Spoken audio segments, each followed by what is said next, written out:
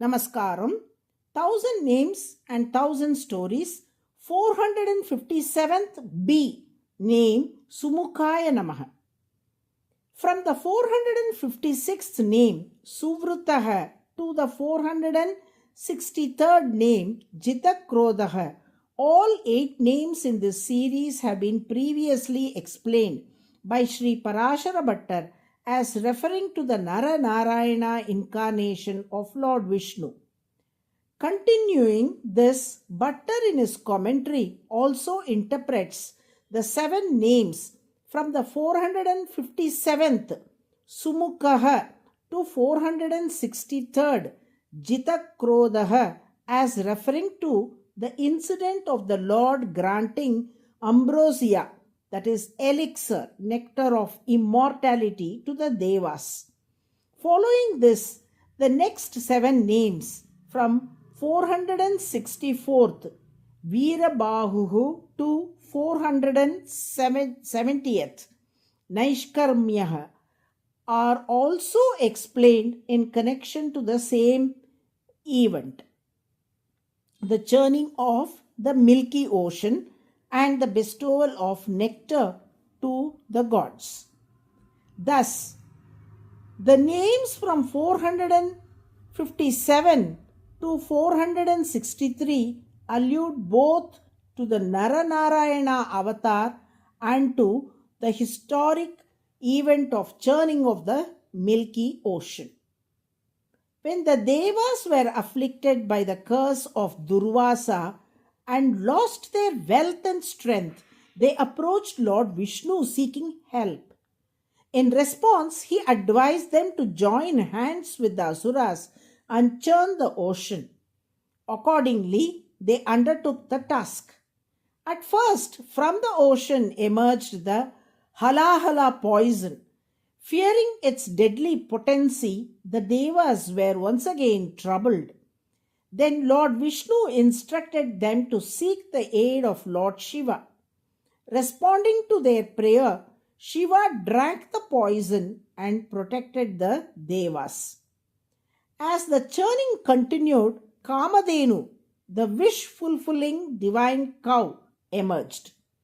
The sages claimed her for their Agnihotra rituals. Following her came Uchchaishravas, the celestial horse, Airavata, the white elephant, the Kaustuba gem, the Parijata tree, and the celestial Apsaras. Then appeared Mahalakshmi herself, who manifested from the ocean as the very embodiment of nectar. She chose Lord Vishnu as her eternal consort, accepted him as her husband, and took her aboard upon his divine chest. Following this, both Devas and Asuras witnessed the emergence of a wondrous being from the ocean.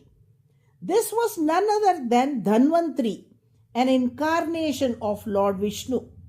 The Srimad Bhagavata Purana describes the appearance of Dhanvantri in its 8th canto, 8th chapter, as narrated by Shuka Brahma.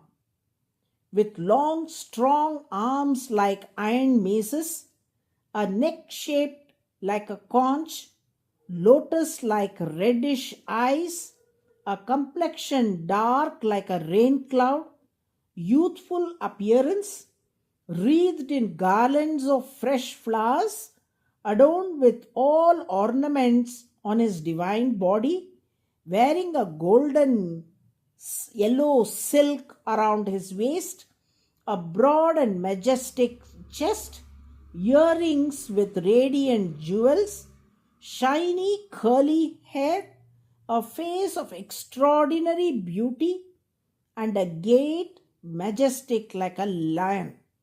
Holding the pot of ambrosia in his hand, he stood radiant and divine.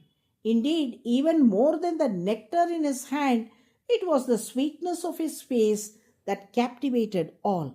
आनंदामृत संपूर्ण वदनेन इंदुकांतिना कलशाकृति रूपेण करस्तेन विराजितम् इति सुमुखः. The Lord Dhanvantri shone brilliantly with a face overflowing with bliss, and as radiant as the moon, and hands holding the nectar pot.